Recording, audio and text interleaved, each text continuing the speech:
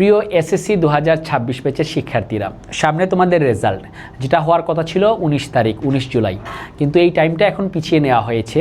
তো তোমরা অনেকেই টেনশনে আছো রেজাল্ট কী আসবে না আসবে। তো আমি তোমাদেরকে বলবো চিন্তা না করে এখন টুকটাক পড়াশোনা শুরু করে ফেলো। ম্যাট্রিক পরীক্ষায় মানে এসএসসি পরীক্ষায় রেজাল্ট যাই আসুক না কেন, তুমি যদি ইন্টারমিডিয়েট লাইফটা অর্থাৎ এইচএসসি লেভেল খুব ভালো করে পড়ো, তোমার ক্ষেত্রে অনেক সুযোগ সুবিধা রয়েছে, তুমি অনেক ভালো কিছু করার। তো এই জন্য আমি তোমাদেরকে বলবো এসএসসি লেভেলের রেজাল্ট যাই হোক সেটা মেনে নিয়ে ইন্টারমিডিয়েটে যাতে ভালো করতে পারো সেই জন্য চেষ্টা চালিয়ে যেতে হবে।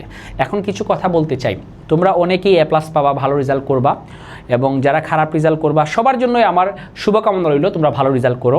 তো যাদের রেজাল্ট খারাপ হবে, অনেকের ফেলও আসবে, তো ফেল আসলে তুমি রি-এক্সাম করার তোমার একটা অপশন রয়েছে, মানে তুমি এটা বোর্ড চ্যালেঞ্জ করাইতে পারো। বোর্ড চ্যালেঞ্জ করাইলে তোমার কি হবে, তোমার ওই যে মার্কগুলো দেওয়া হচ্ছে ওটা আবার যোগ করবে, যোগ করে সেক্ষেত্রে তোমার যদি মার্ক বাড়ে তাহলে সেটা চেঞ্জ হবে, পুনরায় আবার খাতাটা দেখা হবে না, শুধু দেখবে ওই যে মার্কগুলো দেওয়া হয়েছে বা কোনোটাতে মার্ক মিসিং পড়ছে কিনা ওই জিনিসটা দেখে যোগ করে দিয়ে দিবে। তোমরা ওই জিনিসটার একটা অপশন আছে, তোমরা করতে পারো। তো আমি এসএসসি 2026 ব্যাচ, সামনে তোমরা 28 এইচএসসি 28 ব্যাচ হতে যাচ্ছ, তোমাদেরকে বলবো স্কুল লাইফ চলে গেছে, এখন কলেজ লাইফে আসবা। এসএসসিতে রেজাল্ট যাই হোক না কেন, তুমি ইন্টারমিডিয়েটটা যদি খুব ভালো করে পড়াশোনা করো, ভালো একটা গাইডলাইন নিয়ে পড়াশোনা করো, অবশ্যই তুমি ভার্সিটি মেডিকেল যে কোনো জায়গায় ভালো পজিশনে তোমাকে নিয়ে যেতে পারো। এই জন্য আমি তোমাদেরকে বলবো ইন্টারমিডিয়েটটা হচ্ছে অনেক বড়। তুমি যদি ম্যাট্রিকের পড়াটা ধরো, এসএসসি লেভেলের পড়াটা ধরো, তার থেকে 4-5 গুণ বেশি হচ্ছে ইন্টারমিডিয়েটে পড়া। তো কোনো স্টুডেন্ট যদি একদম প্রথম থেকে ধরে ধরে না পড়ে এবং ভালো একটা গাইডলাইন নিয়ে না পড়ে, সেক্ষেত্রে তার পড়াটা কিন্তু আগাবে না। এই জন্য তোমার উচিত একদম রাইট টাইমে রাইট জায়গা সিলেক্ট করা এবং তোমার পড়াটা সামনে এগিয়ে নেওয়া। এক্ষেত্রে আমি তোমাদেরকে বলবো, তোমরা যারা বিভিন্ন কোচিং সেন্টারে পড়তেছো বা পড়তে চাচ্ছ বা প্ল্যান করতেছো পড়বো, তুমি অবশ্যই এখানে একটু খোঁজখবর নিয়ে দেখবা এখানে সার্ভিসটা কীরকম, বা তুমি যদি পারো এক্সট্রা 1-2টা ক্লাস করে দেখবা।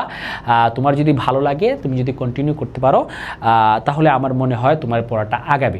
এবং অনেক স্টুডেন্টরা দেখা গেছে ভালো কোচিং সেন্টার বা ভালো টিচার সিলেক্ট না করার কারণে 5-6 মাস চলে যায়, তারপর দেখা যায় তার পড়াশোনাগুলো এলোমেলো হয়ে গেছে। তো তোমাদেরকে আমি বলবো তুমি এমন জায়গায় পড়বা যেখান থেকে তোমার আউটপুটটা আসে। এই জন্য তুমি একটু খোঁজ নিয়ে, বা তোমার বড় ভাই বোন যারা পড়ছে তাদের কাছ থেকে একটু খোঁজখবর নিবা। আমাদের আহমেদ ক্লাসরুম একদম শুরু থেকে শেষ পর্যন্ত তোমাদের পাশে আছে। আমাদের স্ট্রং টিচার প্যানেল নিয়ে তোমরা যদি ভর্তি হতে চাও, শুরু থেকে ভর্তি হও এবং অবশ্যই তোমরা ভালো একটা রেজাল্ট করতে পারবা। আমাদের বিগত বছর রেজাল্টগুলোর দিকে তাকালে এই জিনিসটা দেখা যায়।